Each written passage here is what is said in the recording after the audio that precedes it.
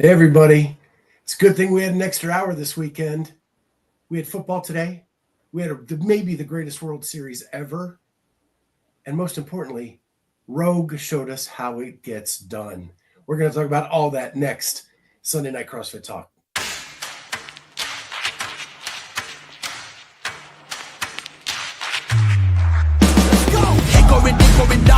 From the dead is a miracle, doc. They counted me out. Moment of truth, counting it down. Underdog story was down for the count. Back on my feet, back with a mic, back on the beat, back with a family that bang in the streets. The game on lock, I stand with a key. Standing my ground, I am planning to flee. Standing my ground, I am planting my feet. Taking a stand, embracing my destiny, shaking his hand, flipping the script.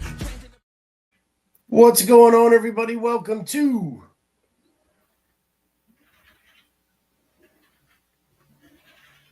What a Weekend of Sports. Holy It didn't say cow. it. It didn't say it. It did in my ears. I didn't hear it. No. All right. You gotta say it with your voice now. Oh, no. Sunday night CrossFit Talk. There you go. All right. Yeah, what a weekend for sports. Friday, Saturday night, I'm up late watching World Series. I hate staying up late now as an older gentleman. Late night sports are not my favorite thing, but the games have been so thrilling in the World Series. And this World Series had more innings played than any World Series in the history of the game. And we have a local Toronto resident here to get her feedback on Game 7 last night in Toronto. Can we talk first about the Game 6 little ball that they just had to do this to the edge of at the end of like the ball thingy that got stuck In the wedge in the wall. like the most unlucky thing and the stupidest rule for how easy that ball was to just grab. Could have ended right there. Could have won it right there. Yeah, it was so exciting. Like the people counted us out right away when we got to the finals. And I think we won a lot of fans over.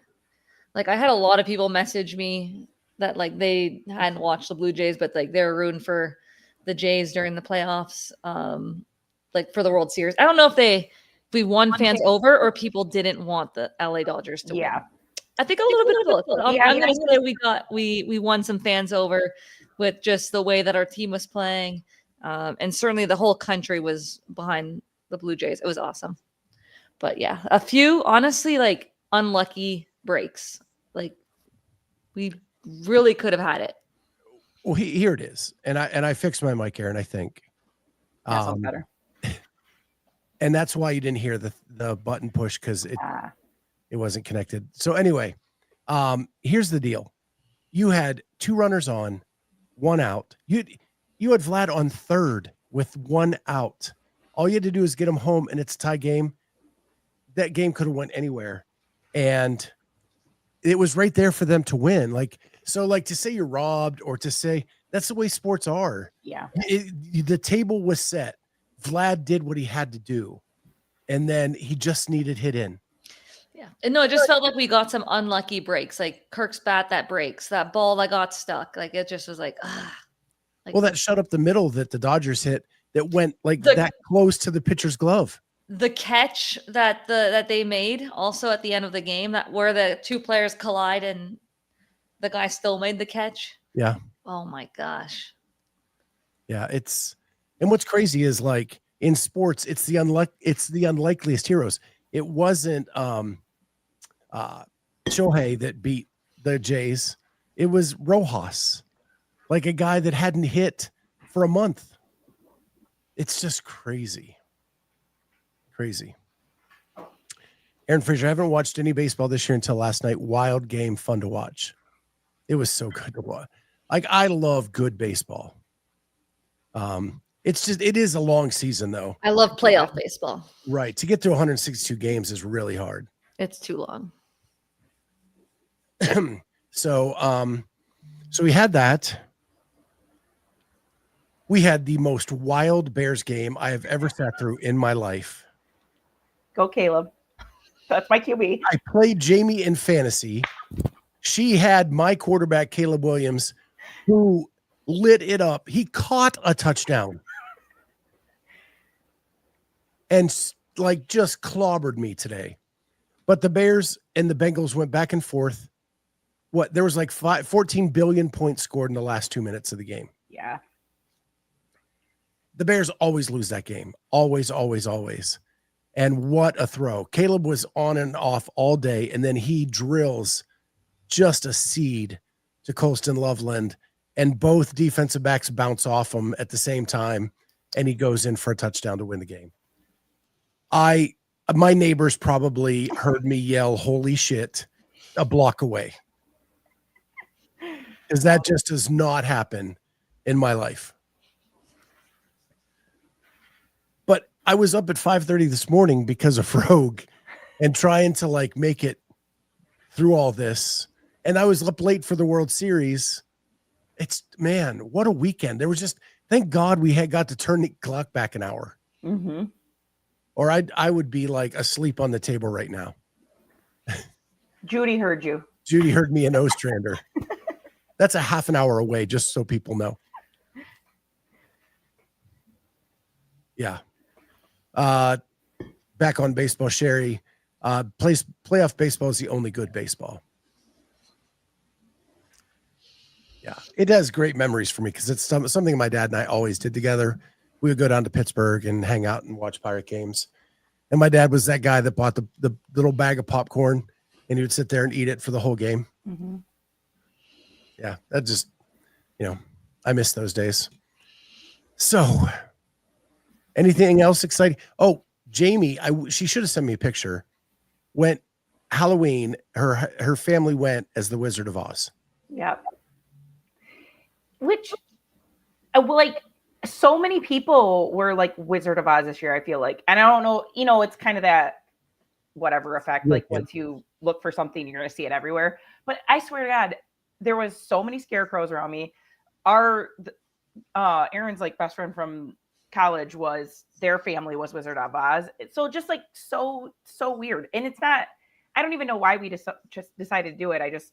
I got Lucas the lion because Lucas, so I got him a lion costume, and then I was like, I'll get Aaron and I something. So I just picked up Scarecrow and Tin Man for us. And Aaron's nickname at the gym is Tin Man because he's just so stiff when he moves. He needs a little can of oil that Dorothy has. Yeah. Well, the makeup you guys did was out. Did you do that yourself? I did, yeah. Do you have a picture of it on your Instagram or? Yeah, I got somewhere in my, I'll try to.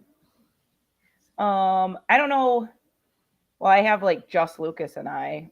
It's not, I don't know if you guys can even see it. But yeah, it's so good. He let me paint his face. Everyone's like, oh my gosh, everyone's gonna think he's a furry. Like, he's like really like into it because he was out at a college party, not with us. Yeah. Judy Reed says adorable. It was like I showed Julie and she just was like, their makeup is fantastic. Oh, thanks. I'm like not an artist at all, so I was like really scared to even do anything. Yeah, it was basic enough, I feel like. All right, so that was our fun stuff of the weekend. And then we had the Rogue Invitational that I have to say did not disappoint. We'll talk about the winners first. On the men's side, we had Jeff Adler come back, win again. And then we had Laura, who has won for her third time. No surprise And there. in all 7 years of the Rogue Invitational, only 2 women have won it, which is mind-blowing. It is.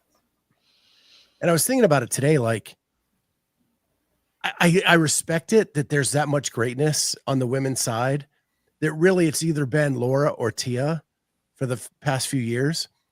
But man, like, and then you look on the men's side and the leaderboard is just like all over the place. Like, it would be cool to see that happen on the women's side just a little bit sometimes, but it's just not going to happen until those two are out of the sport or are done with whatever they're doing, it seems. Agree. I mean, there probably is a way to program Laura out of winning, but it would be obvious that that's what the competition was trying to do. I mean, you'd have to make sure there was a big enough handstand push-up. But even then, she showed that even if she takes a dead last place on that type of event, in a 9-event weekend, she typically still overcomes that deficit to win it. Yeah. And with only 20 athletes. Yeah, I think 19 if she would get dead last, she would have gotten second this weekend. That's assuming Kazan won that workout. It was only what, like 70, 80 points? Like, yeah, but I don't think Laura on the final needed to go and suffer. Like you already have the win. You're not suffering the way that Lucy needs to suffer on that final, or the way that Olivia has to. It's not. You're not in the same mindset going in that workout. That's true. Like I think if her back is against the wall, she's not getting an 8th place in that final. There is no way that she gets 8th. So I really truly feel like she would have gotten no issues. She's winning. Yeah. Even with a dead last. Yep. You're probably right. That would be a different. She would have attacked. Like she already had it in the bag. Like you're not suffering in that 50 cal the way that you would be. Gazan had no reason to suffer either. She really had second place wrapped up too. Like, yeah. And here's my take on Gazan, and you guys can correct me if I'm wrong. Carolyne does it all weekend when I'm typing in the chat, because I don't know the sport as an athlete, and I love that you guys correct me. But to me, it looked like Gazan, if she wouldn't have had the car accident, she was on a path to like really make a statement. And I think what happened this weekend is she was making a statement, and she just hasn't had enough time to get all of the stuff back to conditioning level that needs to. And by the end of the weekend, she was tired. She looked tired. That makes perfect sense. I mean, that's a lot of volume to throw at anybody, let alone somebody that has had to cut back their training and gradually get back into it. But I think she did really well, like on every event. It's just the back squat one that typically she would have done, I think, better on that volume, just get that under her legs.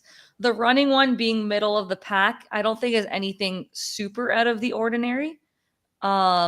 And the burpee overhead squat one, I don't think she has the same speed as some of the top ones in that workout. So I don't think she's too far behind what she would have normally got. Besides that one back squat event, I think that she would be, I think, a top 5 for sure. Correct. That type of, that's the only one that I feel on paper. I was like, okay, she's not quite back to her WFP when she was just starting to get everything going. Yeah. Lynn says Laura was managing her last events.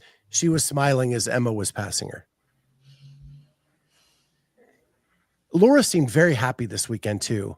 Like last year when she was like on the mic after events, it was a different tone. This week it seemed very, very like gracious and the gratitude for the crowd and the gratitude for Rogue, and like it seemed like a very happy Laura, and that was good to see. I agree with that. Laura was always like that before. Like she was a fan favorite. When she would win the European championships and stuff like that, people really got behind her. And then obviously with the 2024 incident at the games, like the way that every athlete's going to respond to that is going to be different. And she definitely looked lighter out there in terms of her mood. And just the way that she was answering the questions, it was nice to see. But yeah, I'm a fan of hers. I think she's good. Aaron Fraser said she was happy Tia wasn't there. And Shanna says 300 grand would make me happy too. Yeah. All true statements. Mm-hmm. Very much. So let's flip over to the men. And Extra Sloppy says, I got to say, knowing everyone who said over and over that Jeff and Justin were washed are eating their words feels pretty good right now. If you go back to last Sunday, when I was picking my podium, I picked it because I said 3 men are extra motivated for this. and it was going to be Jeff Adler, Justin Medeiros, and James Sprague. Mm-hmm. That was 1, 2, and 4. Mm-hmm. James Sprague, we'll start there. James Sprague, every outing since he's won the games has been another peg to make a statement that it was not a fluke and he is here to stay. I thought Justin was back to the consistent Justin that we saw in his best days, and he was happy. Like he was joking around, slapping butts, like when they were taking pictures of people, he was going up behind them with the like he was just having a good time. And that was good to see. And then Jeff Adler, to see him on Saturday getting interviewed by Kiki and the lack of confidence he still had at that point in the weekend. And I'm assuming, and I'm making a large assumption here, that his injury was his back, and what this weekend did to people's backs, I think he was still unsure he was going to make it all the way to the end on Sunday. And I think what happened this weekend and him making it to the end is going to do nothing but elevate him moving forward into next season. I was happy to see him win.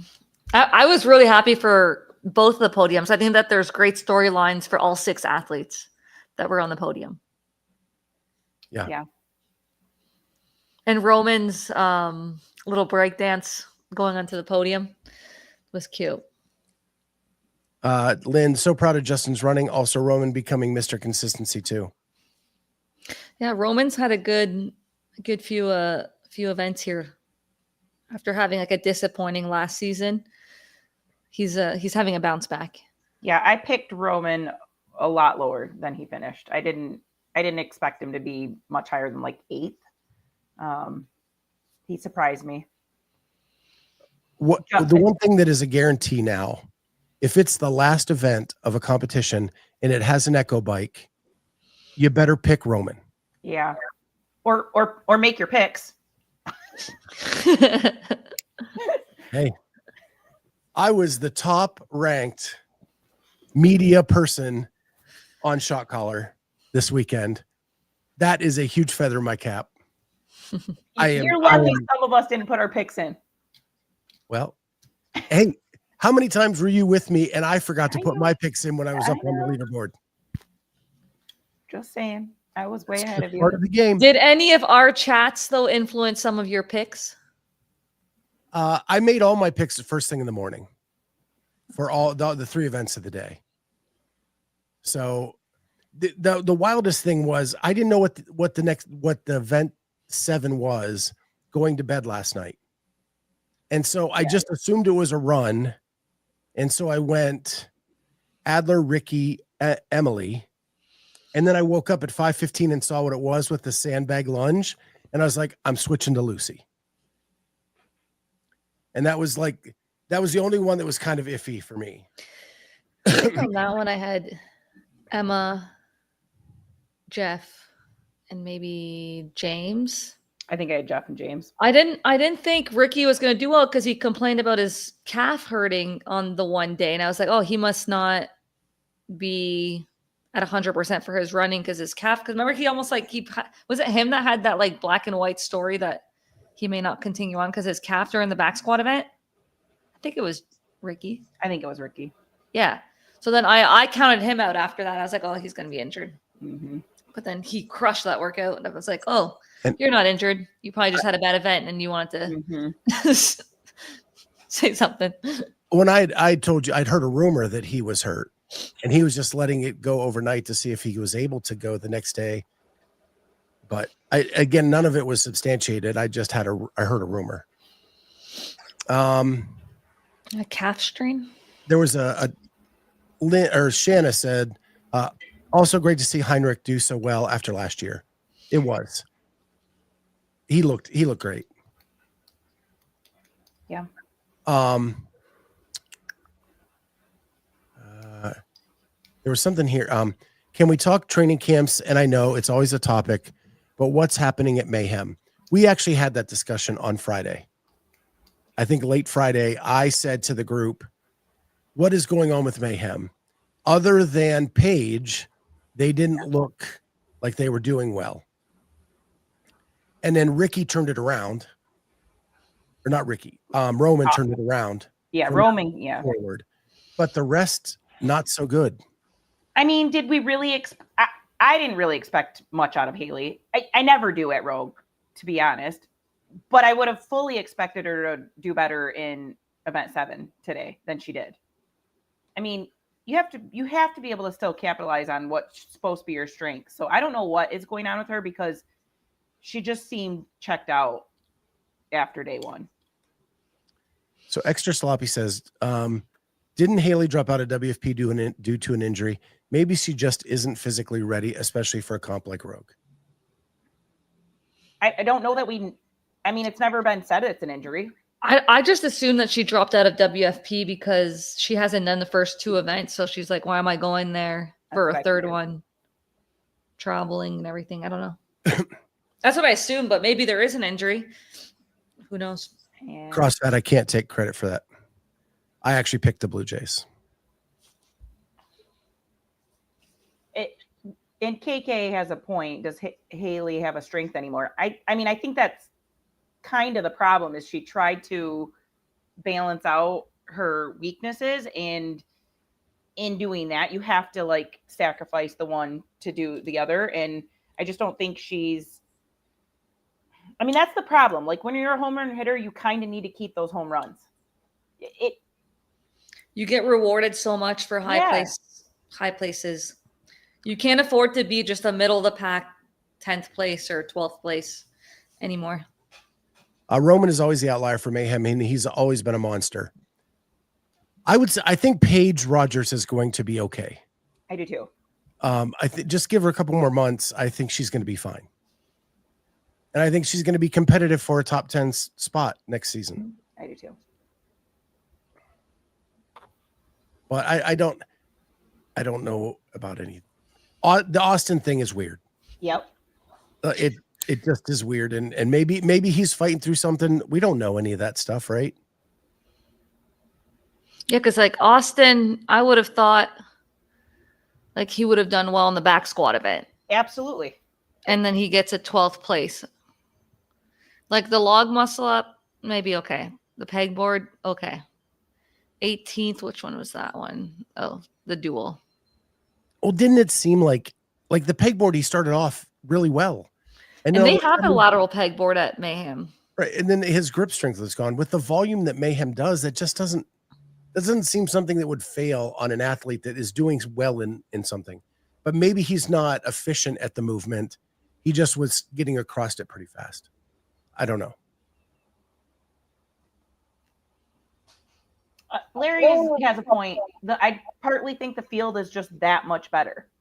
And yeah, Haley took some time off, and I don't know that she's ever going to be in that top tier again.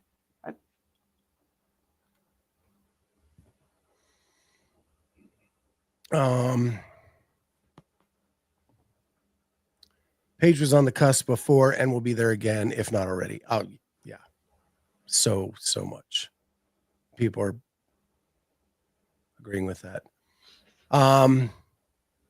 Let's talk about the broadcast real quick because Eric Mackey, whoops, that's Judy Reed.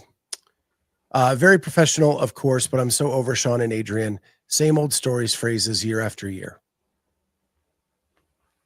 I didn't notice it as much this year because I thought the camera angles, the cable cam, the graphics that Rogue brought to play made things so much better that it didn't bother me as much this year. What I will say is I do miss their tailgate party being live during the events. Because in the past, you could switch back and forth between the commentators if you just wanted a different flavor. Just like on Monday Night Football, you can do Joe Buck and Troy Aikman for a quarter, then go over to Peyton and Eli for a quarter, then back and forth. Like in years past, they had that. They chose not to do the tailgate that way this year, but they offered it all for free this year. So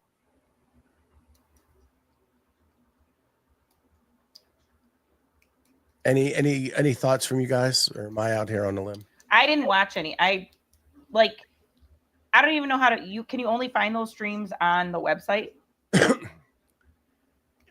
They streamed the whole thing on YouTube, right? But to get the like picture-in-picture cameras, and Right. you had to do it from the Rogue website. Yeah. See, I'm never gonna do that. Like, if it's not an app I can get on my TV, I'm not doing it. I'm not watching from my phone or my computer screen. That's no, thank you. The camera angles are so well worth it. But I'm not gonna have my little computer out and like put it right on my TV from YouTube. Well, don't you have like a casting from like a phone or a? I could probably screencast, yeah, from my phone. I'm just saying, it's. Yeah. In my opinion, it's well worth. But I well never worth- watched live. So how would that work? They had the replays available Okay. right after. So, like, if you're comparing another group that does it on a website, immediately after the event, it was up on the site to grab the replay. Okay. Like seconds, it seemed like after the event, you could grab it. Okay. No, I thought the broadcast was great. The graphics, especially for the duel, was awesome. It was so professional. It's something that you can definitely, watch on TV and make a little bit of a highlight of what's going on. And no, I loved it. I thought that this was so well done. So well done. I didn't watch as much as the tailgating stuff from Zach Thielander. But I did catch up on some of the interviews that he did. They're like 20 minutes, a lot of them. So I think I watched maybe 3 or 4 of them over the weekend. Not as many as the previous tailgating stuff, but And I Rogue, enjoyed the interviews. They didn't just keep it on the website. They put all of the Zach tailgate interviews up on YouTube, so you can see them either place. That's where I watched mine, was on YouTube. Yeah, I did too, because the first day the tailgate tab wasn't working on the website, so you could watch them on YouTube.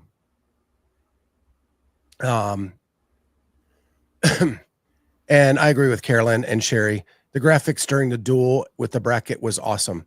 I remember the first year of the duel, and they had the little placard, and they would come out and like stick them to the magnetic board, it was like the plaques were this big. Mm-hmm. Now you have this huge graphic of the whole bracket up there, and you can see who made it immediately. It made the duel so much better. They finally got that right. And they added all the names at each level, like as they're progressing. It was so well done. And just like the 3D graphics that were popping up as well was cool. But yeah, the pace of the duel was by far the best that they had. Yeah, By far. Like the men, women. women. Yeah. There was, Every issue I've ever had with the duel. they got it so right. Yeah. Yeah. I mean, to me, I don't like the duel, but they finally did it right. So if they're going to do it, they figured it out. I don't know. I'm just not a fan. See, I love the duel. I love every version that they've done of the duel, basically. I think they're exciting to watch. They're exciting to do. I love them. They probably are exciting to do. It's just Go ahead, Jim. They're probably exciting to do as an athlete. I really don't need the from 5th place to 2nd and 1st. I don't need that last round. That's just silly. I love every bit of it. Yeah, I love the races.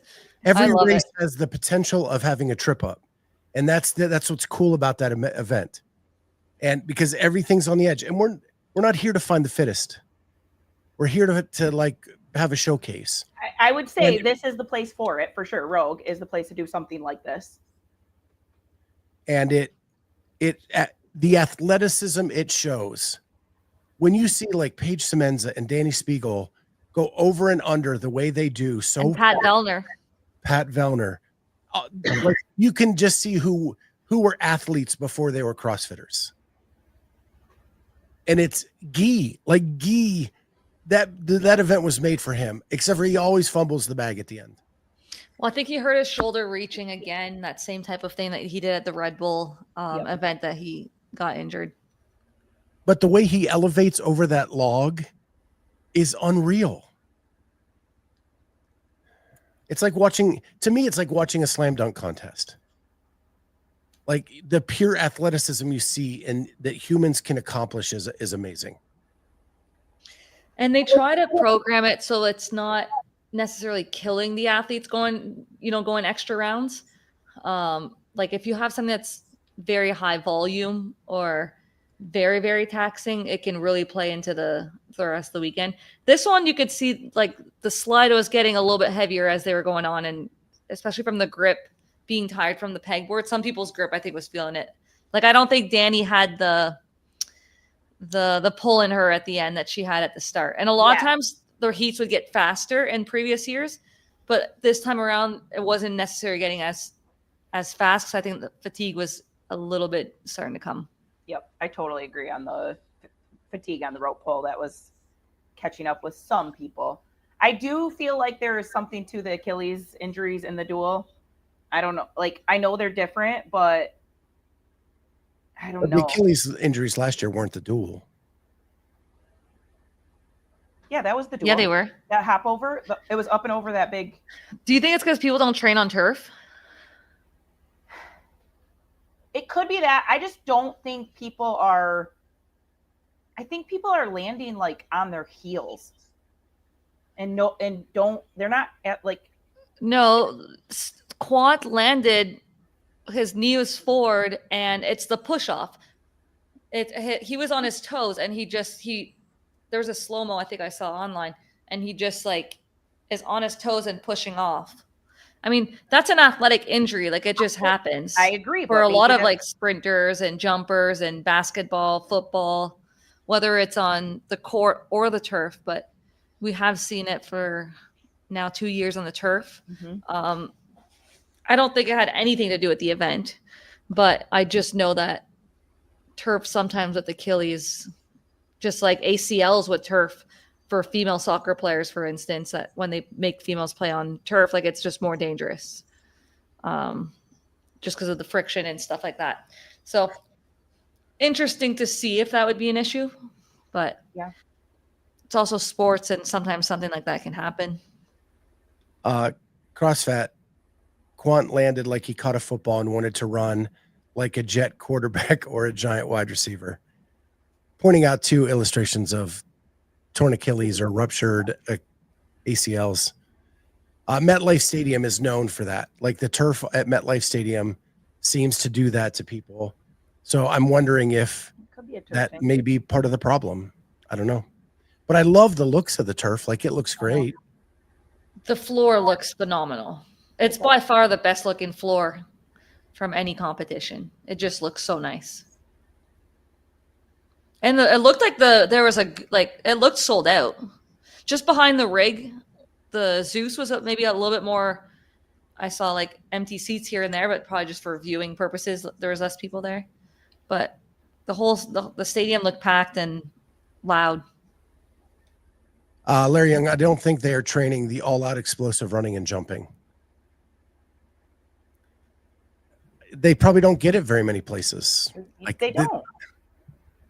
And I think Carolyne has said that on the show that she wishes that they would test athleticism more. And now they do. And then people's bodies aren't. Like I would love for them to do a 40-yard dash. Would love for them to do a 40-yard dash or a 5-10, 5-10-5 agility. But, we get the long distance run all the time. We get the moderate 400 to 1,200 meters in workouts. We never get the sprint. And like, that's a huge part of like fitness. Like you ask any type of athlete what their fitness test looks like, they probably have some sort of sprinting or agility, but we don't train it and people would get injured. It's too dangerous for pulling hamstrings, stuff like that. But sure.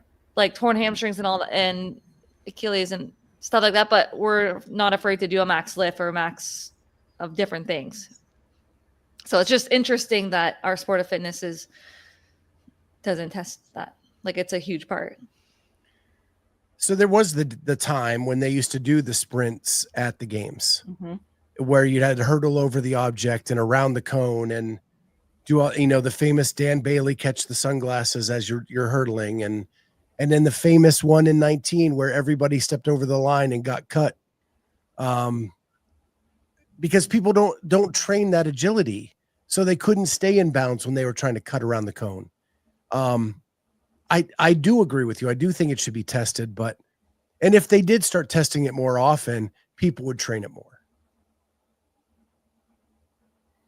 I think the leaderboard would change a little bit too. I just think that's a haves or have-nots, kind of like swimming.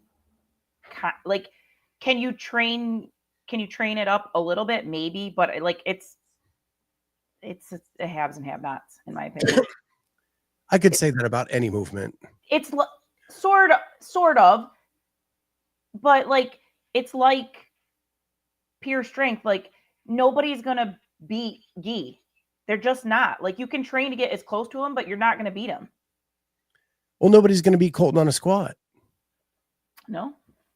Like people are gonna have advantages. But I think it's part of fitness though. Speed. Like testing speed is important. Not power output, speed. Running speed. It's a basic human thing that is always tested. It's part of fitness.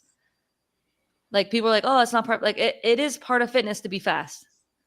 It is a desired trait of so many sports. I just think it's too specific. Like like I said before, I don't think we should do a 7K run. Like I think it's too specific. I don't think we should do a single lift. I don't like single modality things. Like unless you're going to do a total or a combine total of some, and you're having all these things that you're putting together, you can't have all these 100-point events that are so freaking specific. I'll be right back. I kind of disagree with you, of course. I think in the events where you have a 3-day weekend with 9, 10, 12 events, I think you can have a single modality once or twice. Now, if it's a 6-event weekend, no, it doesn't make sense. Like I think there's a time and place for it. And at Rogue, it's their showcase. They're not trying to find a specific thing. They're there to showcase what athletes can do, and they want to highlight the athletes. And so however they want to do that, I think is fine with them. And I think if Wodapalooza said the same thing, that'd be fine with them as well. But I do think at the CrossFit Games, if you're doing 9, 10, 12 events, there is room for some single modality stuff. Now I know where you like at the Masters Games that the single modality has taken over the competition. And we're going to talk about that later in the show for sure. I do just want fitness. You're right. It is CrossFit. I would go watch Olympic weightlifting if I wanted to go watch Olympic weightlifting. I would go watch track and field if I wanted to watch track and field. Like, but if you look at the pyramid, Olympic weightlifting is part of the pyramid. Yeah. Metabolic conditioning is at the bottom though. So I just want pure fitness. The Games did try a crappy broad jump once. That was the weirdest thing ever. That's when I first watched. What a crazy thing. John George is always going to agree with Jamie, and so I know it.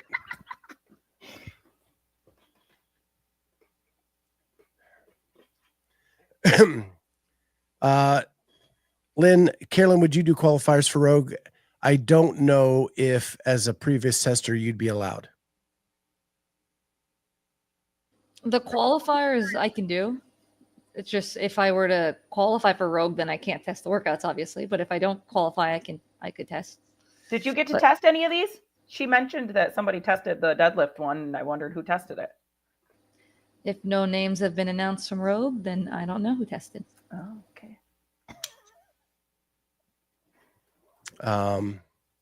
There was Fergie did bring in. I probably won't be able to find it. There's been so many comments. The weekly Jamie question. Oh yeah, man, I don't know. That's a tough one. that's a tough one. What is it? I can't remember. It was if I'd rather watch a winless season from the Spartans or Brian Friend mansplaining women's CrossFit. Probably Brian, to be honest. I don't want to sit through a winless season. Did you guys watch the Hiller and Brian Friend? I did. I really enjoyed it. It was really good. It was really good. Really good. I think that is Brian doing the stats with Hiller, and that aspect of it is like Carolyne doing a deadlift. Like that is just his wheelhouse. Yeah. And when he gets to do that with someone else to bounce that off of, it's really, really good. It was good. Yeah, I enjoyed watching their little hour preview of the Rogue? Yeah, it was good. Yeah, it was real good. Was that in Brian, or was that in Hiller's garage that they did that? Yeah. Yeah, he just set up the lifting blocks as desks. That was great. More of that. We've already talked about the duel. Any other events that really that you enjoyed watching or that you thought could have been elevated a bit? Yeah, I mean, I feel like a lot of the workouts could have been better. There was a lot, like the pegboard was the only thing that mattered. So why didn't we just do pegboards for time? Or like the deadlift, why didn't we just do a deadlift ladder? There was a lot of workouts like that I was like, I don't know. I don't know that I like these. But I get it. To be fair, it is Rogue's thing, and they did an excellent job. I know Katie gets on and says they want to highlight the athletes. Okay. They did an excellent job highlighting their equipment. Everything looked beautiful. They used the machines I understand why they program the way they program, and it was beautiful. So kudos to their event. They did their job. The only one, as a spectator and not as someone who geeks out about programming, I really enjoyed the whole weekend watching the events. The only one that fell short for me as a spectator was the deadlift handstand push-up one. It just didn't seem like any of it was hard until the last deadlift bar. Yes. And the handstand push-ups weren't hard for anybody. No. I felt like that was as underprogrammed as I've ever seen an event ever. And that's the only one I would have any criticism of as a spectator watching. The rest of it, I loved. I normally hate an echo bike workout. That was exciting. And that cyclone bag was way more exciting than I thought it was going to be. I truly enjoyed even the run event because they were able to follow them through the arena. You could actually watch it, and to see the fans lining the sides in Vendor Village. If you're a vendor and they're going by you and you're getting camera time, isn't that, as a vendor, aren't you freaking pumped? Mm-hmm. I thought that was awesome. I know the plan was originally to go outside, but I thought it was even better inside because of because I don't know what that arena looks like. I've never been to Scotland. Yeah. And you kind of get a vibe for the whole thing. I thought that was awesome. Yeah, the running indoor was so much better, I think, than had they gone outdoors, because you just got to follow the race so well, and then also see how packed the inside was. Mm-hmm. The skier deadlift handstand push-up one, yeah, it would have been nice, maybe either a deficit there or maybe more reps of the handstand push-ups. But if people say it's looks like just a workout from the class or whatever, it's pretty cool to see that all men deadlifted 500 pounds, every single guy in the field, and most of the women still got that 350. That's cool. That's a cool number that we get to see them all hit.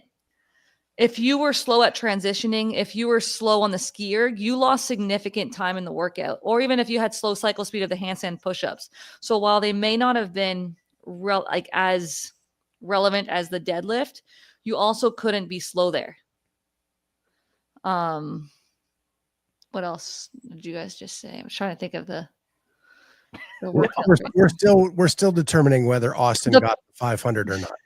Did he miss it? I missed that. It was not intended. He did not. Oh, really? Extension, no. Ah. Yeah, of course, Hiller has a freeze frame at the top. It's really bad, actually.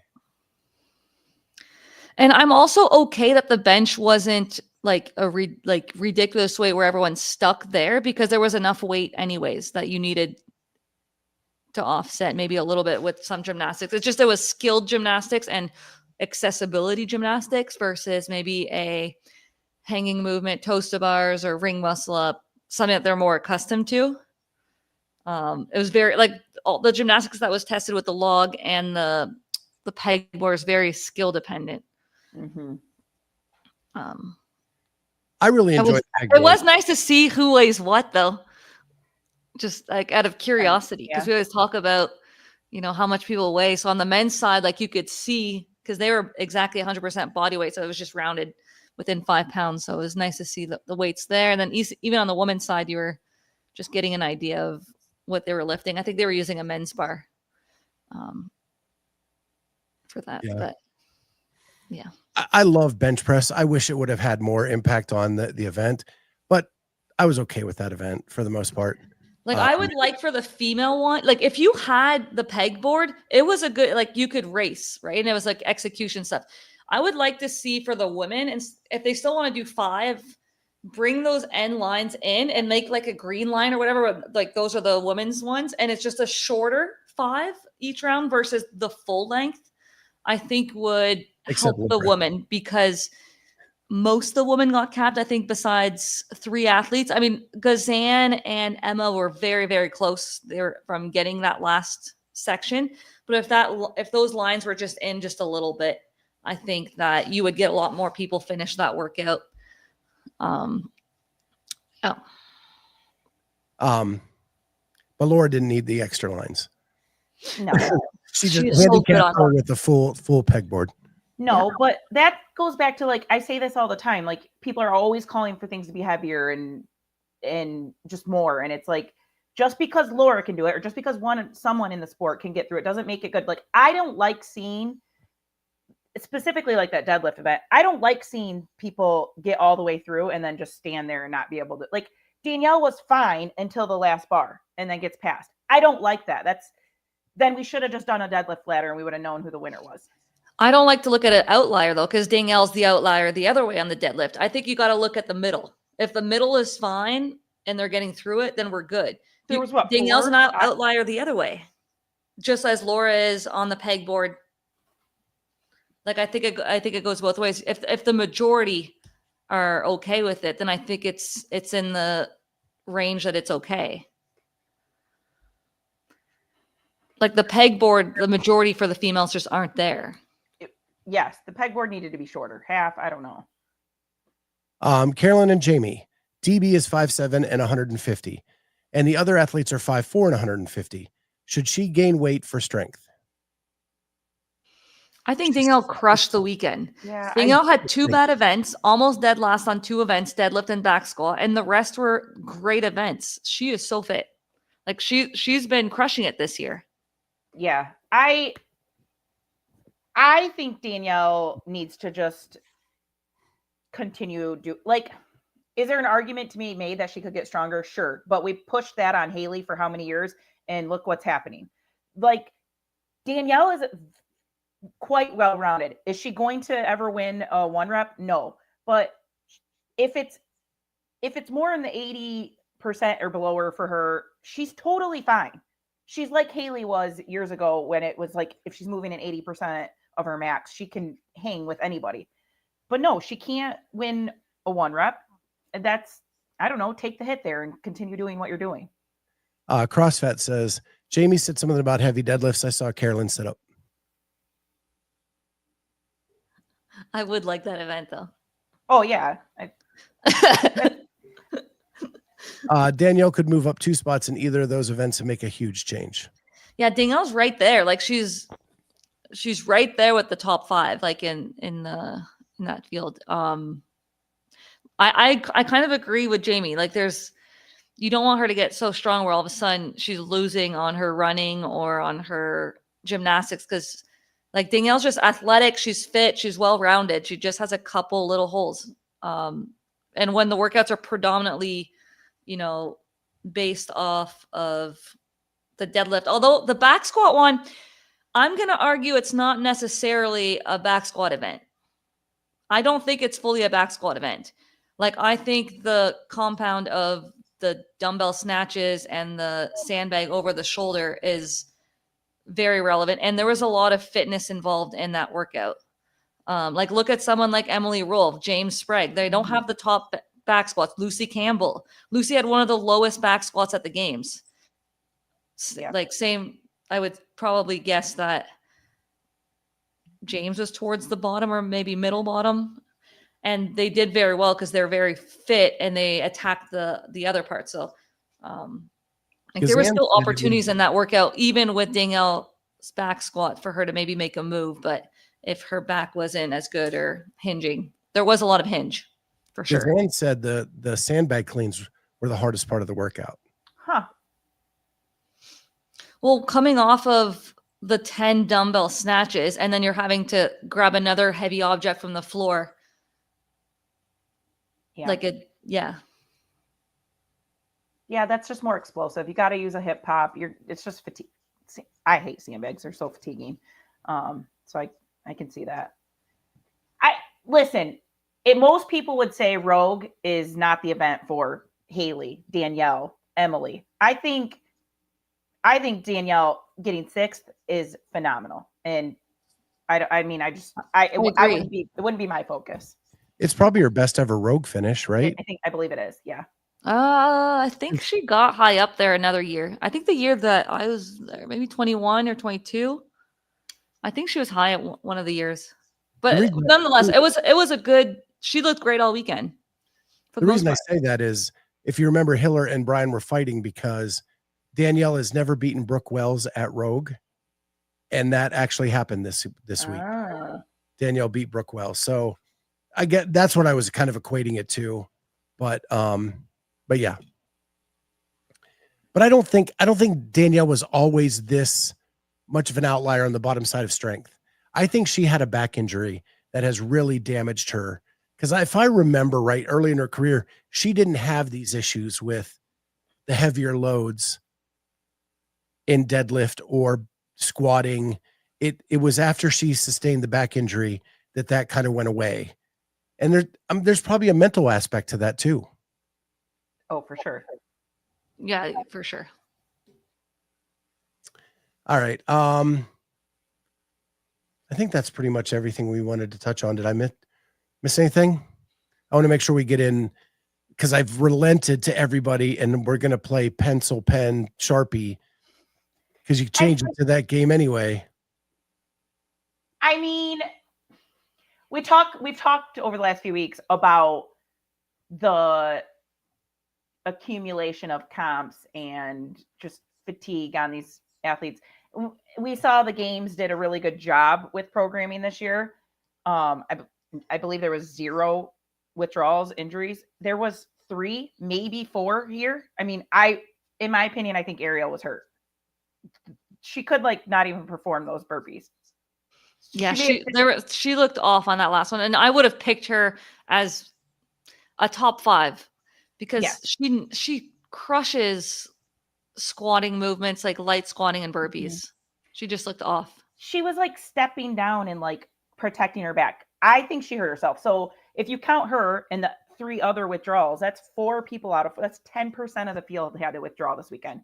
And I get it. Rogue can do their thing. They can be the heavy event. I think it's too much personally. But I also think some people go to Rogue already injured, but don't want to turn down Rogue because everything is paid for and you're getting a guaranteed income of a minimum of $5,500-ish. Plus your travel is all paid for. So that's just in your, why would you say no, even if you have a small tweak? So are they injured prior or are they Quant got injured there. Right. Was Emma? I don't know. Tall had a shoulder issue, a WFP, and I thought she looked off a little bit on the log muscle up. So I wasn't sure whether there was anything there going on. She said event 3, she hurt her shoulder. But I know she's been dealing with shoulder lat all year. Mm-hmm. So yeah, hard to tell. Tony, what I don't like is the live transition and nothing happening. Watching the support crew, they could have showed past highlights social media live posts. Okay. You know what I would have liked when they were running and you could see the community people working out? I wish they would take a camera in there and show some of that stuff during those breaks. Just I don't know, just and yeah, like highlights of anything, yeah. But yeah, show more around the venue.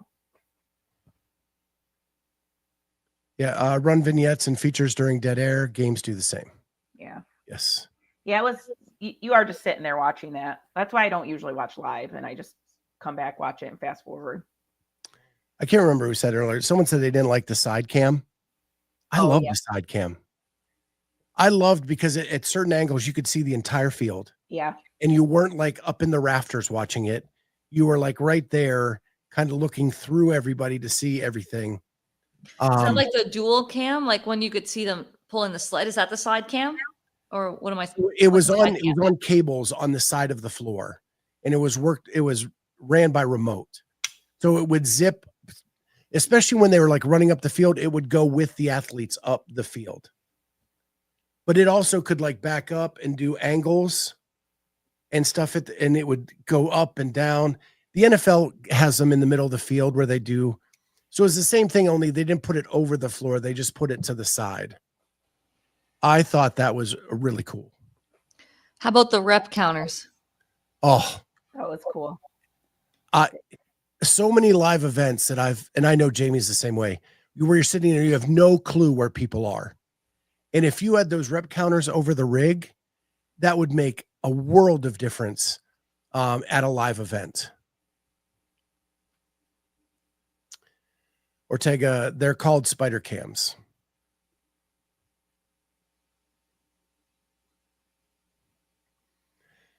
What would be cool is if they had the funds do a live VR live broadcast as you sitting front row. You would pay for the services. Football and Olympics did this once. Yeah, I've seen the football one. Yeah. Where it makes you actually look like you feel like you're in the stadium watching the game. And they do it at like movie theaters now. Mm-hmm. Which is really cool. That would be incredible.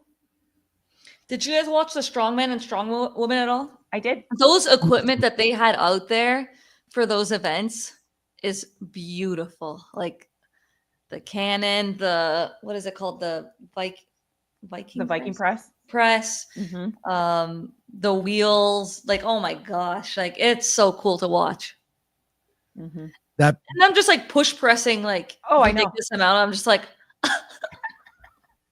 CrossFit brings up world record lines or lines to beat.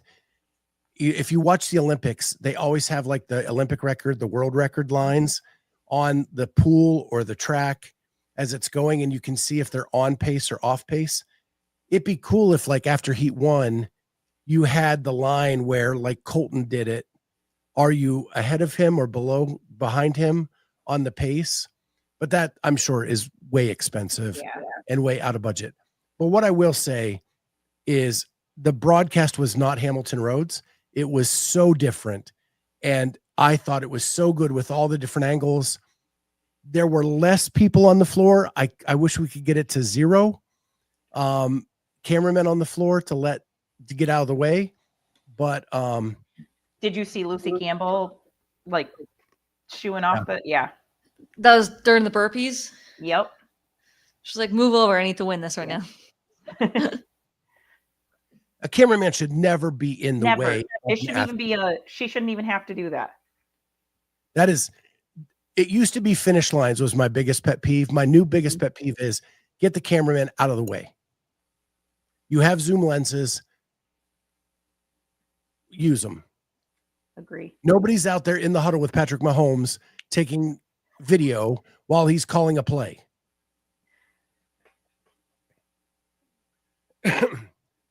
I'm not going to pick that one up because we're going to talk about that. And okay, so let's do pencil, pen, or Sharpie. And if you guys say fact or fiction, I'm going to bust some chops. All right. So first one, pencil, pen, or Sharpie. And the way this works is I will say a statement and you say if I should write it in pencil, pen, or Sharpie. Laura Horvath will compete in the CrossFit Games season next year. Pencil.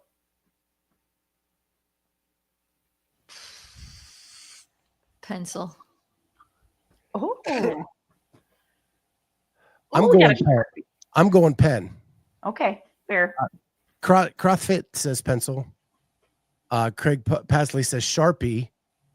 Aaron Fraser, pencil. CrossFit goes crayon. Clock says pencil. We got another pencil. Pencil at best. We do have a Sharpie here. Disappearing ink from Fergie. Yeah. Pencil. Yeah. I thought going into this weekend, I would have said pencil as well. But I thought with the way everything rolled out this weekend and the way she handled herself was just back to like the old Laura. And I just have a feeling there's a shot. And so I'm going pen because I think there's a shot. I think that's because it wasn't in America. I don't think she wants anything to do with CrossFit Games. I don't think she wants anything to do with HQ. Carolyne, any reasons why? I think there's a chance that she could come back, but not yet. Not yet. CrossFit says, would love to see Laura back at the games. Horvath doesn't want to lose to Tia. She is coming back till Tia. It wasn't coming back till Tia retired. I don't think that Laura has that attitude at all, ever. I think she wants to beat Tia. I think she wants to beat her too. she wants the opportunity to beat Tia for sure. Like if everyone talks all the time, like she wants to have that win against Tia when Tia's 100. Like any type of competitor, like you want to win when everyone's at their 100%, so that you settle things. Or and Tia did not do the WFP, so she does not have any shots there. She may have a rogue shot in the future, may or may not. But in all reality, her shot to beat Tia is at the games. That's true. And I would argue beating Tia at Rogue doesn't hold the same weight. Yeah, but do you remember like how excited she was when she beat Tia at Rogue? Yeah. Like it meant a lot to her. Yeah. that was so fun to watch that year at Rogue. Like them going back and forth, them being like tied going into the final event with the skipping and the clean and jerks. Like that was cool. Whether Tia was 100% or not, like didn't matter. Like she showed up to win, and that was a good battle. And whether we thought it was a legit win or not, it was a legit win to Laura. Sure. So that's mainly why I'm going pen now. Okay. All right, let's do the next one. Pencil, pen, or Sharpie. Jeff Adler and Justin Medeiros have worked through recent issues and will be title contenders next season. Pen. Title contenders, Sharpie. What was that? Title contenders, Sharpie. Sharpie. So Jamie Penn, Carolyne Sharpie. I'm going Sharpie. Wow. I think Jeff just needed the confidence in his body, and I think he got that in a grueling 9-event 3-day weekend. And I think Justin Medeiros doing a podcast with those other three have given him the motivation to not be smack talked all the time. And it's given him that edge he needed back. And I think it has been the best thing for him. And I think it's been great for all four of them. But I think it's definitely Sharpie. This is the best that Justin has looked in so long. He had a great weekend. For him to overtake James on that running rope climb lunge workout was crazy. I was like, wow, here comes Justin again. And for so many years, like he was dominant for that, really from 2020 to 2022. Like he got third in 2020 at the ranch games, but 2021, 2022, he won Rogue twice. He won the games twice. He was dominant. And then, he hasn't really bounced back. And I know he was dealing with some lower body, I think a calf issue that was preventing him from calf or ankle or some lower body. I think it was calf. From running, which was one of his bigger weaknesses, and he hasn't been able to work on that in the last couple of years. So if he's been able to run consistently at 100% now, foot injury, that's what it was, and he's able to hold his own in a running workout, he can have the confidence now behind it and be motivated. He can certainly get back into the mix with those other male athletes that are, been consistent the last couple of years. So super happy to see him on the podium. Ken Walters. The game is, I give you a statement. You tell me if I write it in pencil, pen, or Sharpie. Not change the statement.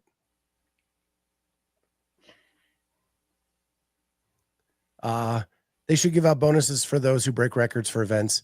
They need to save event times to save records. That would be crazy because every venue is different. Yeah, you can't do that. I mean, we said this before, like we say you're only as good as your last competition, but one of your other questions recently was, do we put too much stake in each of these off-season competitions? And I still think we kind of do. So I can't just take this one performance and say they're back. They both looked great, but there is someone else said this. There's like 8 contenders, and that's the truth of it. Well, for me, Jeff Adler, I've never once drifted from believing in him being the top contender to win. Like, I think he is the fittest of the group of 8. It just depends whether he's healthy or not. And when healthy and executing, like, there's no one I don't think that beats him. So that's a very easy Sharpie for me. All right, next one. Pencil, pen, or Sharpie. CrossFit will look at what Rogue produced from a broadcast standpoint and try to make similar changes. Pencil. I don't think they have the money. Yeah, I don't think they have the money. I don't know. They've been seeming to take some feedback and progress a little bit, but in this area, I just don't think they're going to, unfortunately. Yeah, pencil. I don't think they've said it themselves. They don't look at what other competitions do. They're the ones who created it. And I think that's a big mistake. I think Katie saying on the broadcast or the podcast she did that she watches all the competitions to learn what she can do better. And I think that's a huge difference. Fergie says eraser. Lots of pencils. Pencil. Pennsville CrossFit didn't even watch. Pencil. A Bic pen. Pencil. Another eraser not happening. I feel like it's a money thing more than anything, to be quite honest. Like, even if they watch, I just don't think they're going to put that in the budget this year. Not if they're still trying to make their numbers look good. That's not their focus. But also, like, we don't know like what this cost is for Rogue Right. to put this on and how much they're winning or losing money from this event. Just it looks like it's expensive, and I don't think CrossFit is willing to put that money there. Well, I would say whatever Rogue did was just the gold standard.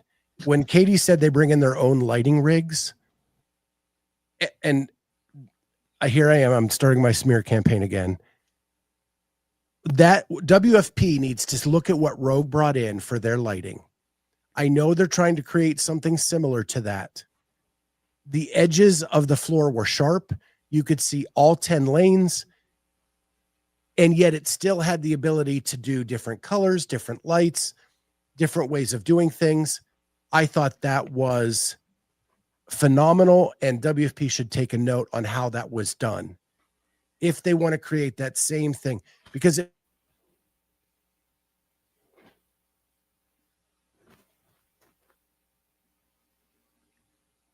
I can't hear you.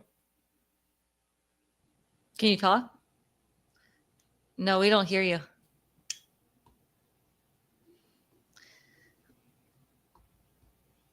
But like Katie's post that she did tonight was like, I don't know, she just thanked the volunteers and stuff, but then wrote like the standard, and Rogue is the standard. Like they in 2020, when they did the online games, they began the standard of, you know, showing the multiple screens and people doing the live workouts together.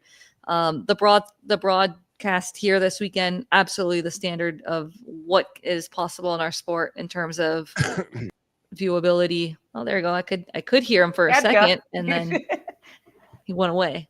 Yeah, no, they're the standard, and I would love for CrossFit to do that, but yeah, I don't think they will. Yeah. I mean, it is a marketing campaign for them. I mean, I think even Katie said that, and they did what they needed to do. That's not the same for CrossFit. Like, it's just not the same. No, and like I said, this event is a huge marketing, and what a great time of the year to place this event. Late October, beginning of November, you know, Black Friday's coming up, Christmas is coming up. You got to see a bunch of equipment there, a new ski erg. Even the Echo bike had a different screen, the same screen that they have on the rower, and on their ski erg machine is on the Echo bike. I wonder if they'll also put that on the bike erg, so that all four of the machines would have the same machine to sell. You had the Cyclone bag, the bag, like all three types of sandbags were there, just all the equipment, right? So I'm sure they're looking to make their money back in the next few weeks if they're under money from this event, because it is expensive to run. Yeah, I don't know how they do it because they have such a healthy prize purse. It's crazy. Well, I don't get how the Bitcoin stuff works. So I don't either. I have no idea how they just like begin at something and then this is the minimum that you can have. And I don't even know how that works. But Rogue does not have a biker yet, Aaron. I would assume that's going to be their next play. No, I'm saying the screen. Yeah, I know, but they're now going to have like. Well, I guess that's concept 2. Yeah. But they got their Echo bike. They're just creating the ski Echo ski or the erg, ski erg. So will they come out with a bike erg? I'm sure they're going to want to take over every type of thing. I mean, now that they have the rower and the ski erg and the Echo bike, I don't see why they wouldn't now do the bike erg next, or a different type of machine that we haven't seen in the space.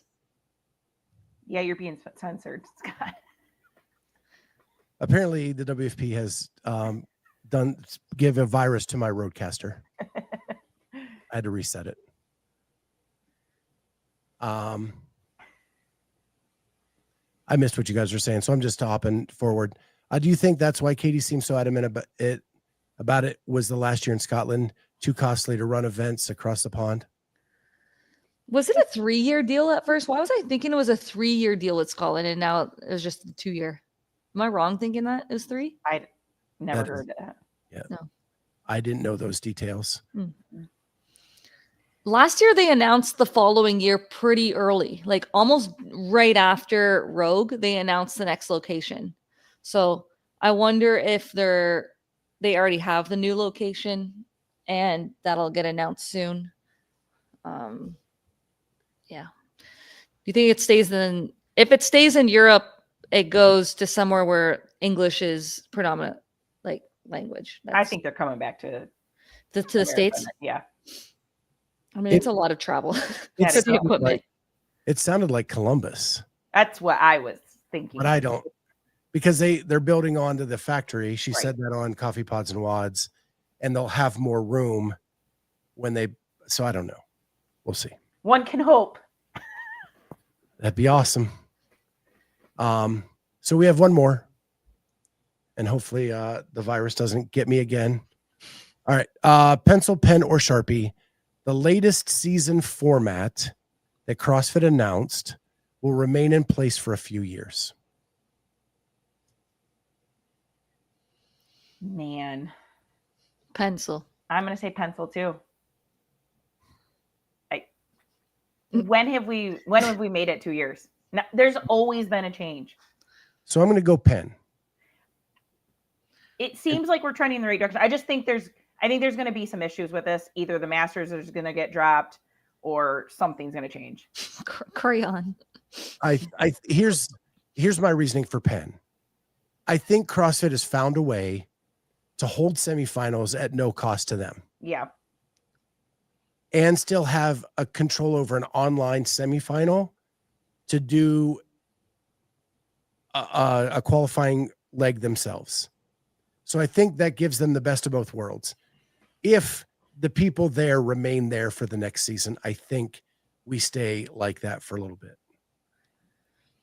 But so in what you're saying, in that there's going to be some in-person semis and some online, I can give you a pen on that. Do I think it'll be the format? Huh? I think they learned quarterfinals was a big moneymaker, and it was something that a lot of people signed up for. And so they went back to, I think we're staying with open quarterfinals, in person and online semifinals into the games. Okay. I can go with the format. I just think there's going to be a lot of details that change. Yeah. I think the format like that is Penn for a few years. The location and how many semifinals, how many spots are allocated, all of that will continuously to change as the landscape of the field changes and strength of field change. You know, maybe certain regions start getting better or worse. Yeah. So Tristan says one in-person qualifier for teams in North America. I'm saying that the format of open quarterfinals, in-person and online semifinals games.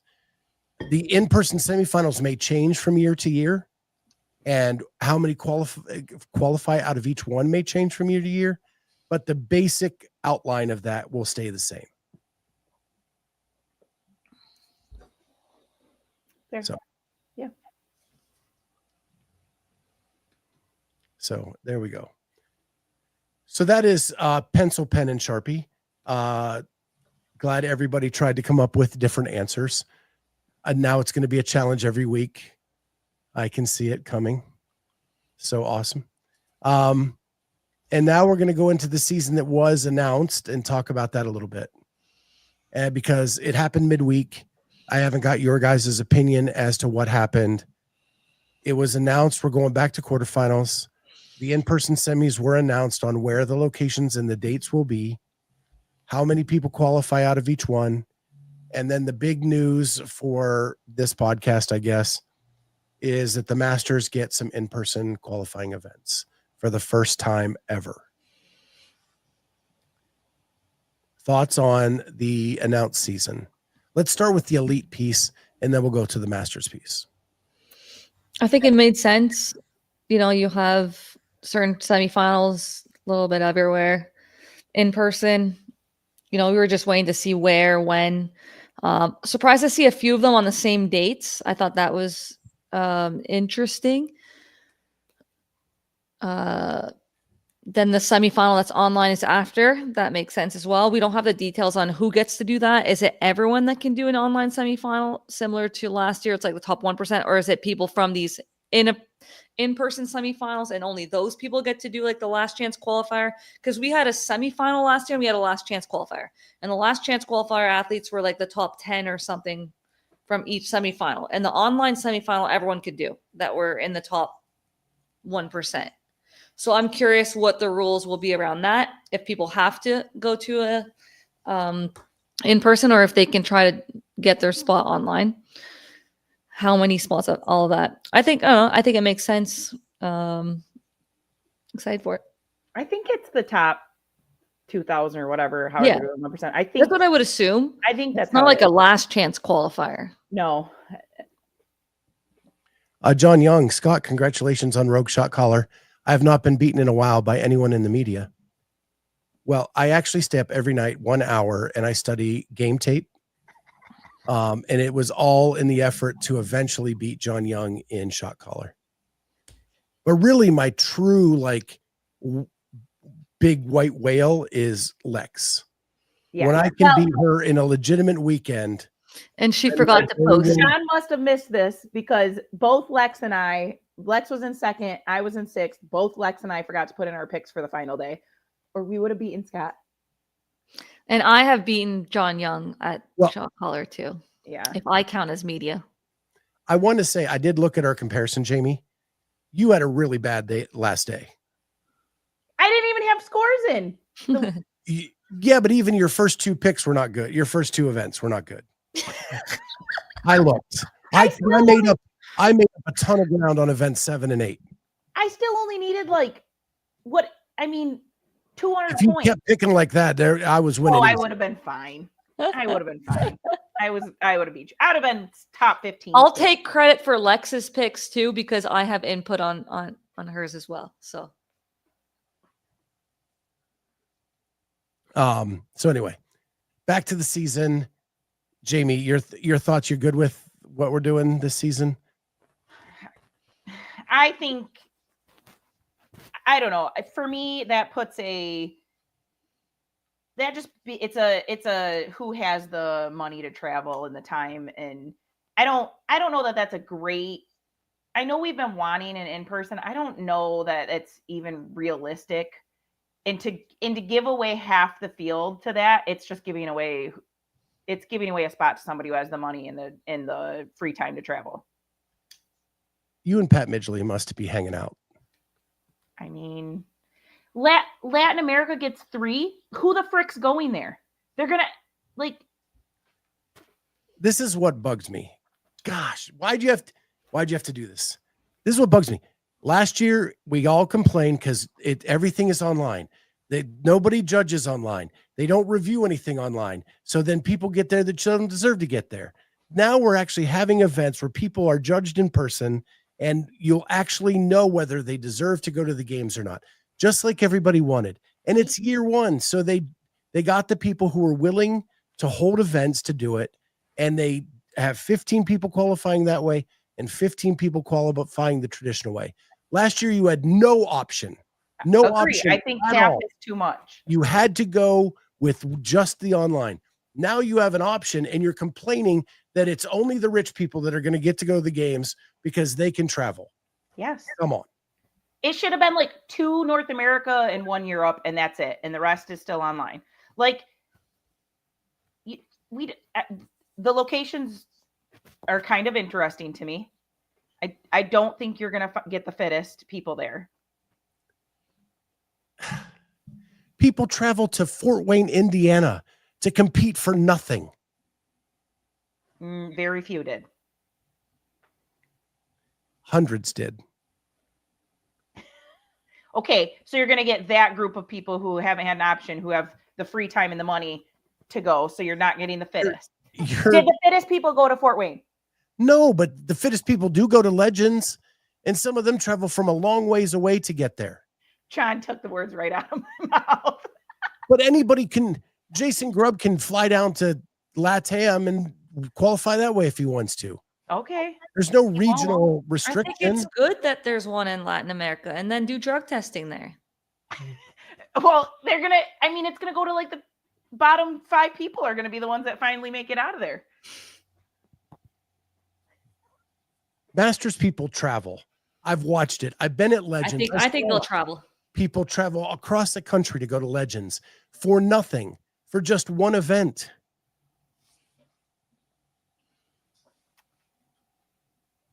I don't know. Where's the master one for North America? There's 2. Del Mar. There's Del Mar, Yeah, and there's that's Birmingham, Alabama. Del Mar. That's in California one. Yeah. Yep. So we have to see if it's going to work. We have to try it. At least there's an option. Yeah, I'm curious to see how it works. I don't think it affects me this year, so it is what it is. Well, there it is.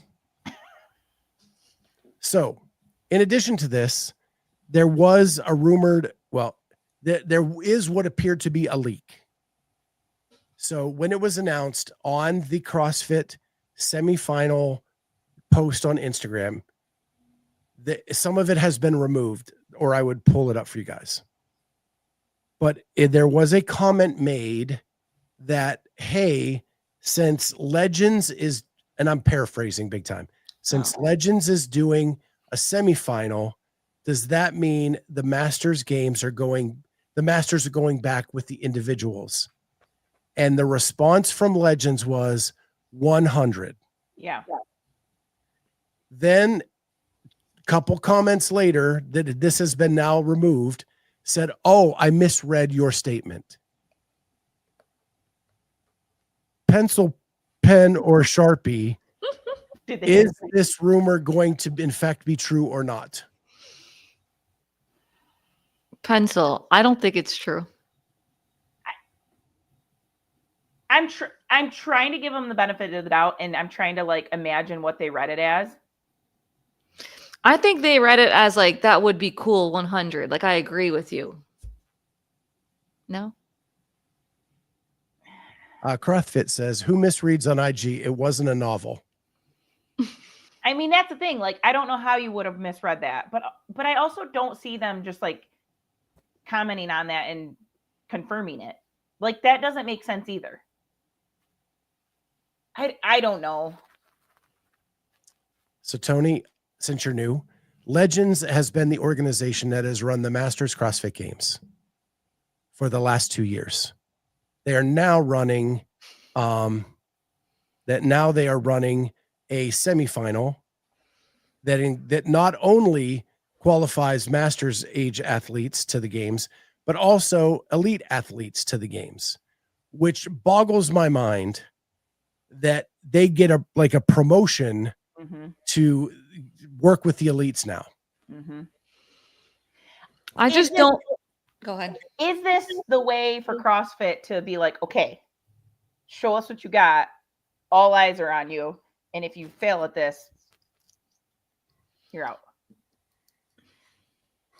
Because it matters more than, I mean, if it's just Masters, it's just Masters, and we can deal with it. But now it's going to matter. But on weekend review, I don't know how many weeks ago, Dave said that like the ones that will program next year's Masters games are Bob and Joe. There's no way if CrossFit was in the same location, the CrossFit Games for elites and the Masters, I don't think that they would give the events to Bob and Joe, because they need to line up with the equipment that's there, the flooring, the timing, all of that. And I just don't see them having input on those events or building their events around what's there. Having access to information from the individuals, just knowing, I mean, there's leaks in those as well, but I don't know. I just don't see that happening. So I think it's pencil. Not true. I think Joe and Bob are just idiots. I mean, they could have just, I don't know. They could have just been excited and not thinking and commented, but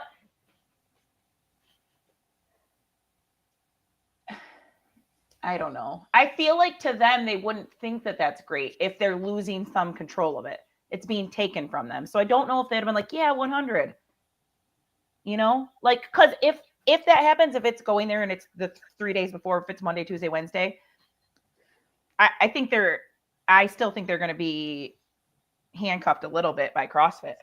They would have to be. Right. And we didn't get that impression from Dave. So I don't know that that's happening. Yeah. I don't think it is. I think it was just a 100 would be cool type thing. And sometimes the people that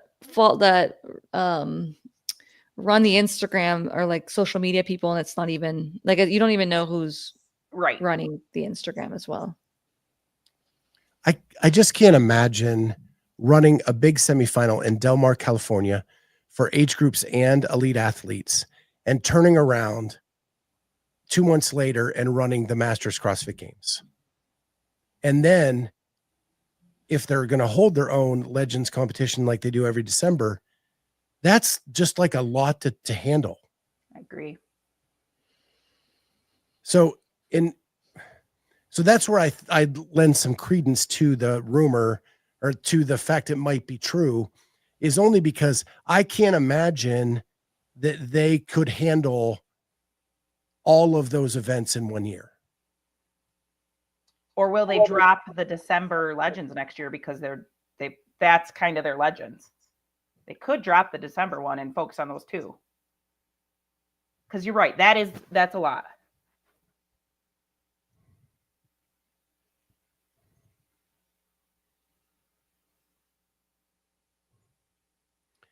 I have no idea what he's saying. Worldwide. Has anyone discussed that Syndicate and Legends are taking from worldwide quarters and most other events are region-based and Syndicate is inviting 20 games athletes? No, nothing's region I've based. heard none of that. Yeah, I thought it was specifically said nothing is region blocked. Like it is. Right. Boz said on the Sport of Fitness podcast that nothing was region based this year.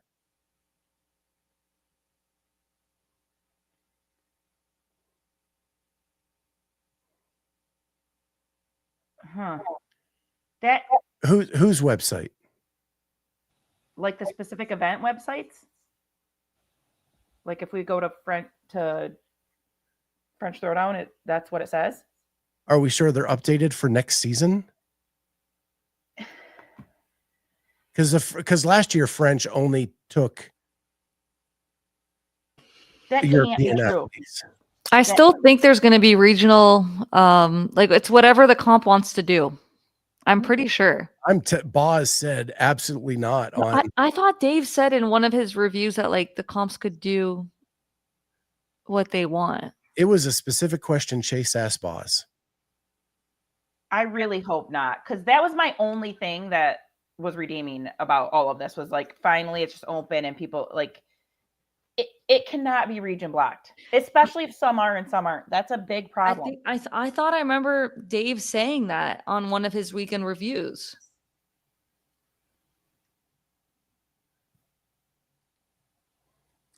There's nothing region locked. Mayhem invite, Syndicate Legends invite from quarters. Leaderboard, most others have their own qualifier with people that make semis.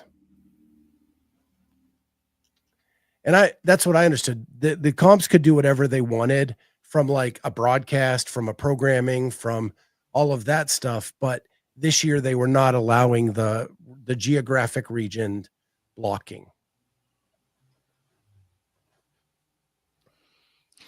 What I want to know is, let's say you sign up for a qualifier, i.e. NorCal.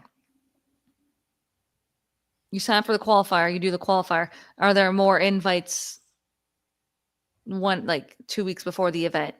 Can you are you signing up for, I don't know, Syndicate, and then there's people that are not in the qualifier for it, or maybe not Syndicate because they didn't do invites last year, but I just want to know like what the process is for each qualification. That's what I want to know. Like, is it the open? Is it the quarters? Is it an extra qualifier? Is it you sign up for their qualifier, but they're the same workouts as the open? You just have to post your score on their website. Like, that is interesting. Like, I want to know those.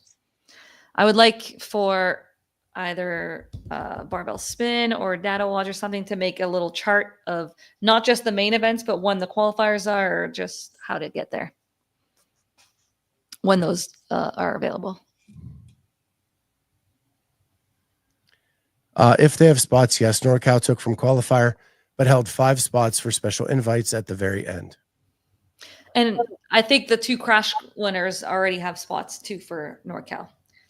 But like those are announced prior, like, I don't know. Yeah. Yeah, I'm okay with that's part of your stipulation ahead of time, but and then the crash people still have to meet all the requirements that that CrossFit sets forth, that like you have to finish in the top, whatever the open, so on and so forth. You can still get the invite to the event, but may not qualify for the games because you didn't meet the other stuff.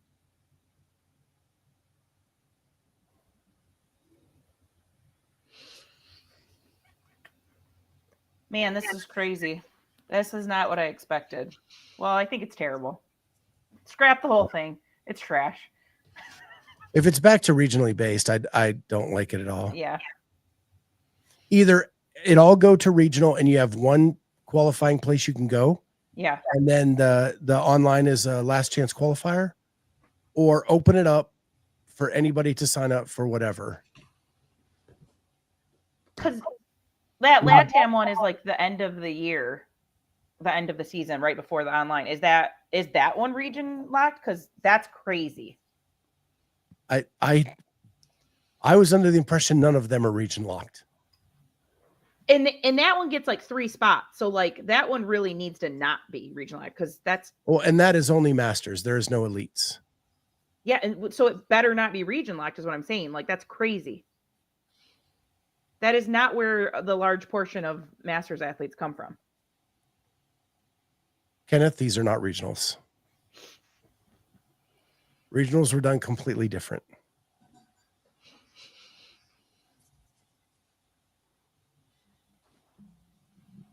That's why I was trying to say more geographic boundaries. But last year, everybody did it differently. Some had geographic, some didn't. And that just makes a mess. I think a complete mess, especially if you're only getting 30 people to the games. It's gotta be better than that. Well, I think that's a good place to stop for tonight because I have not seen any of these websites. I guess I've got some research to do. But and maybe tomorrow on Dave's Week in Review, he'll say more about that. Who knows? I have reached out to Boz. He gave me his number at the H group games and apparently has now blocked me or something because I'm not getting any response back. But probably email him. Isn't it like boz@crossfit.com or something? Yeah, I in the past I've always just DM'd him on Instagram and he's responded, but he actually gave me his phone number to text him. But then again, maybe the timing was off before they'd announced some things and he just was ignoring me until later. So with that, don't forget to like and subscribe to the channel. We really appreciate it. So Jonathan just sent me the French throwdown thingy. Yeah, I'll look for all the qualifying spots or semifinals and see what they say. I will say this about Magic City is Micah has been very open about everything that they are doing with frequent Instagram posts and tight deadlines. They are going to pick this many people from the quarters, and then you have 48 hours to respond. If not, they're going down the line to fill the backfills because they're not going to let it linger for a lengthy period of time, which I thought was really awesome. So with that said, don't forget to like and subscribe. We really appreciate all of that. And if you want to become a member, it's as cheap as $2.99 a month. And it really helps us kind of pay the bills on this side of things. With that, have a great night, everybody. It's been a wild weekend of sports. Get some rest tonight. And we'll be back to the workout stuff tomorrow. With that, we'll talk to everybody next time. Bye, guys. Maybe. Sure.